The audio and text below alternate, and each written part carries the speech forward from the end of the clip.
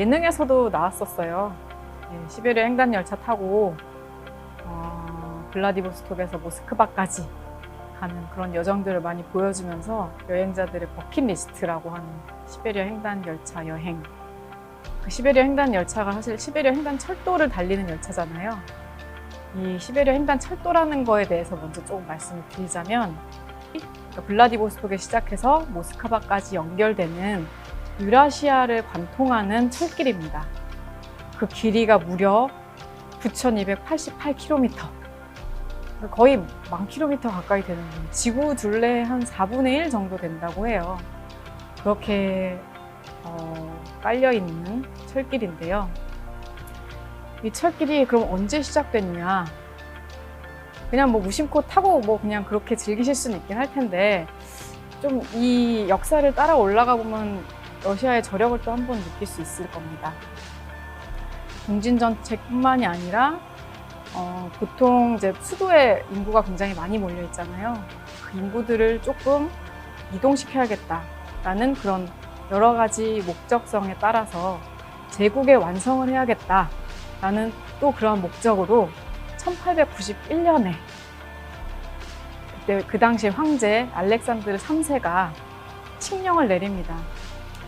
이 철길이 그냥 한쪽에서부터 쭉 이어지는 게 아니고요. 철길 공사 시작을 동쪽에서 시작을 하고 서쪽에서 동시 시작을 한 겁니다.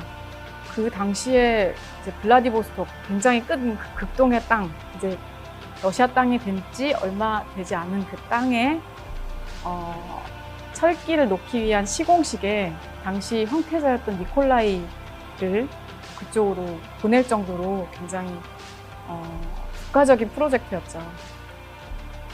근데 참 놀라운 것은 뭐냐면 1891년에 공사를 시작해서 25년 만에 완공을 했다는 겁니다. 그 9288km라는 그 긴 길을요.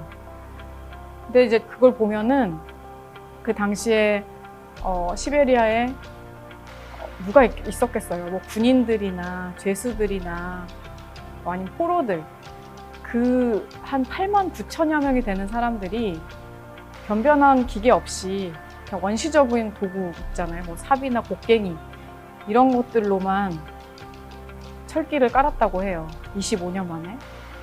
굉장한 길이죠. 어떻게 보면 많은 사람들의 희생이 있었던 길이고요. 철도가 완성이 되면서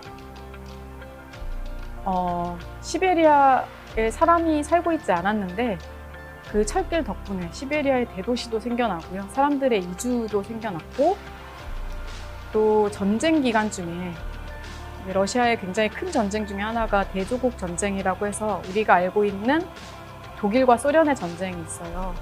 물론 러시아가 이겼는데요. 그 역할을 한 게 사실 시베리아 횡단철도이기도 해요. 사람이나 이제 군수물자나 이런 것들을 다 철길로 옮겼기 때문에 그런 굉장히 큰 역할을 한 철길이거든요. 이 시베리아 횡단철도가 러시아 사람들에게는 그냥 일반적인 교통수단이에요. 우리도 지방 이동할 때 철도를 이용하잖아요. 마찬가지로 러시아 사람들도 뭐 집이랑 직장이 좀 먼 곳에 있는 곳들이 있는 경우가 있어서 집에 가거나 아니면 군인들도 타고요. 그런 일상적인 교통수단으로 사용하고 있고, 또 언제부턴가는 여행자들도 많이 사용을 하게 됐어요. 시베리아 횡단철도에 대해서 말씀드리자면 열차를 타고 블라디보스톡에서 모스크바까지 가려면은 보통 많이 물어보세요. 얼마나 걸리냐. 7일이 걸립니다. 6박 7일, 뭐 길게는 7박 8일 이렇게 걸리기도 하는데요.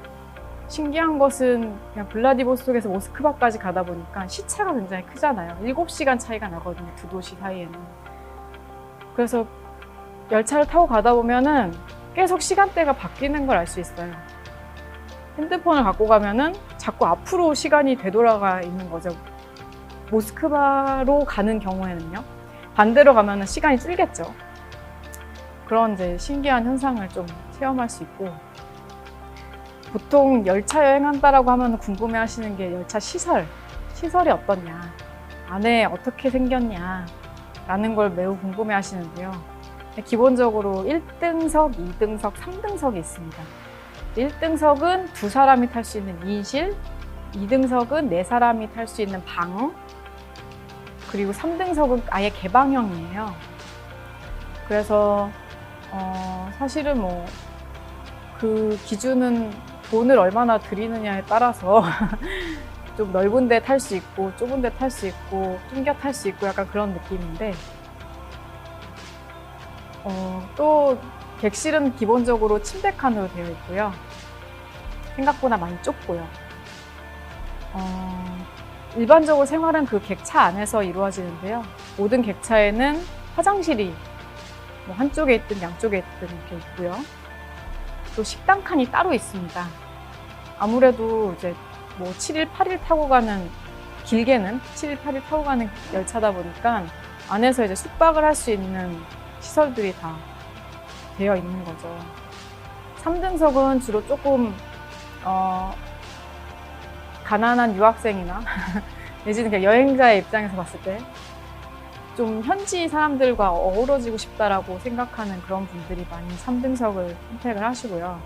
이제 1, 2등석 같은 경우는 방으로 되어 있기 때문에 조금 더 프라이빗한 느낌이 있어서 뭐 한 4명이 짝을 이뤄서 한 뷔페라고 하는데 그 뷔페에 들어가거나 아니면 조금 더 돈을 들여서 2사람이 한 칸을 쓸 수 있는 그런 식으로도 많이 사용을 하고 있는데요. 아무래도 여행자들이 늘어나다 보니까 열차도 조금씩 업그레이드 되고 있어요. 그래서 객차가 최근에는 3등석이 조금 더 USB 포트가 들어가는 거나 내지는 개인 사용 공간을 확보할 수 있는 커튼이 달리거나 뭐 그런 것들이 조금씩 업그레이드 돼서 다닌다고는 하는데요. 아직 저는 체험 못 해봤고요. 여튼 그런 시베리아 횡단 열차에 대한 것들을 좀 설명해 드렸습니다. 시베리아 횡단 열차를 보통 타시면은 가장 많이 물어보시는 게 이런 겁니다. 저 휴가를 많이 못 내는데 그 열차 어떻게 그렇게 길게 탈 수 있나요? 그분들 생각 속에는 블라디보스톡에서 모스크바까지 쉬지 않고 달려야 된다라는 생각을 항상 갖고 계세요. 중간에 그러니까 무조건 시베리아 횡단열차는 끝에서 끝까지 타야 된다라는 그 부담감 때문에 못 타시는 분들도 있고, 또 간혹 그 유레일 패스처럼 한 번 끊고 자기가 원하는 구간을 갈 수 있는 거 아니냐라는 말씀도 하시는데요. 명확하게 말씀드리면 우리나라 뭐 기차 타는 거나 마찬가지로 목적지를 분명하게 해서 딱 그 구간만 갈 수 있는 표를 그때그때 끊어야 갈 수 있다라고 보시면 됩니다. 일정을 정해서 나는 만약에 블라디보스톡에 들어갔다가 이르쿠츠크로 나올 거다라고 하면 딱 그 구간만 해서 끊을 수 있고, 아니면 블라디에서 끝까지 완주하겠다면은 그 완주 구간을 끊으시면 됩니다.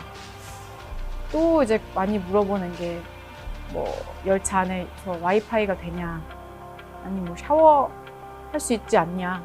이 부분은 아마 뭐 지금 최근에 나온 예능을 통해서 많이 보셨을 것 같아요. 이거는 그럴 수도 있고 아닐 수도 있다라고 말씀을 드리고 싶은데, 근데 기본적으로는 그냥 불편함을 감수하고 타야겠다라는 생각을 하고 열차길에 오르시는 게 맞고요. 뭐 샤워 같은 경우는 샤워실이 구비된 열차가 있기는 합니다. 이제 차장이라고 하는 그 열차를 관리하는 분이 계시는데 그분한테 얘기를 해서 일정 비용을 주면 따로 샤워 시설이 갖춰진 곳에 가서 샤워를 할 수 있는 경우가 있고, 와이파이는 사실 열차가 막 달리는 중에는 시베리아 한복판을 만약에 달리고 있어요. 그럼 전화도 안 터지거든요. 그럼 뭐 데이터도 물론이고 생각을 할 수가 없죠. 그런데 이제 다소 희망적인 것은 이제 아까 말씀드렸다시피 객차들이 조금씩 업그레이드 되고 있어서요. 앞으로는 조금 더 시설이 좋아질 거라고 예상을 하고 있어서 좀 희망을 가지셔도 괜찮을 것 같습니다. 횡단을 완주를 해본 것은 2015년이 처음이었어요.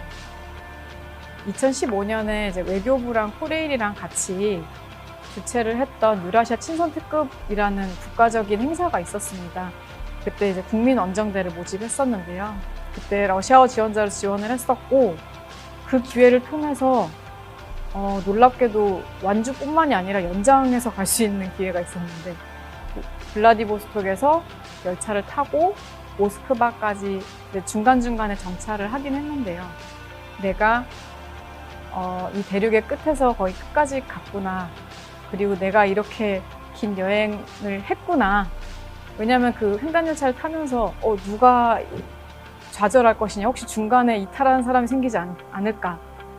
아무래도 긴 여행이다 보니까. 그래도 저는 그거 자체가 굉장히 좋았기 때문에 그때 사실 직장을 다니고 있었거든요. 총 일정이 19박 20일이었어요. 거의 3주잖아요. 3주를 저는 뒤도 안 돌아보고 그냥 휴가를 내고 갔습니다. 근데 정말 그렇게 갈 만한 곳이더라고요. 특히 이제 무엇보다 열차 여행을 누구와 같이 하느냐가 굉장히 중요한데요. 그 당시에 이제 같이 한 방을 썼던 친구들이 나이 또래 비슷한 고민들을 가지고 있는 친구여서 그 열차 여행 중에 사실 시간이 많거든요. 밥 먹는 시간 빼고는 사실 시간이 많다 보니까 서로 이야기를 나누고 하면서 인생 이야기도 하고, 사실 뭐 그동안 직장 생활에 치여서 아무런 생각을 할 수 없었던 그런 저에 대한 생각, 다른 사람에 대한 생각, 또 저에 대한 감정들, 이런 것들을 많이 스스로를 돌아볼 수 있는 시간을 가질 수 있게 됐었고요. 네, 그런 뭐 여러 가지 과정과 시간들을 통해서 재미있는 시간을 보낼 수 있었습니다. 사실 열차 여행 다녀오신 분들 중에 열차 여행 다녀오신 분들은 두 가지 부류로 좀 나뉘어지는 것 같아요.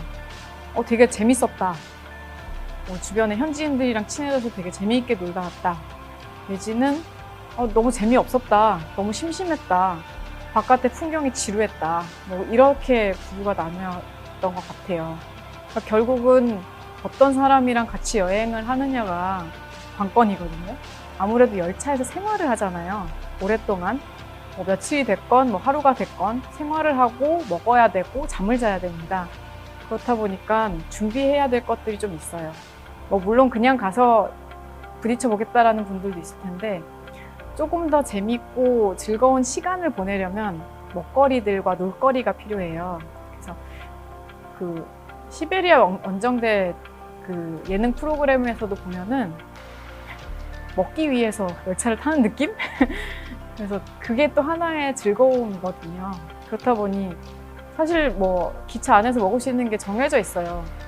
열차 안에 또 그 차장방 앞에 뜨거운 물이 24시간 나오는 이제 사모바르라고 하죠.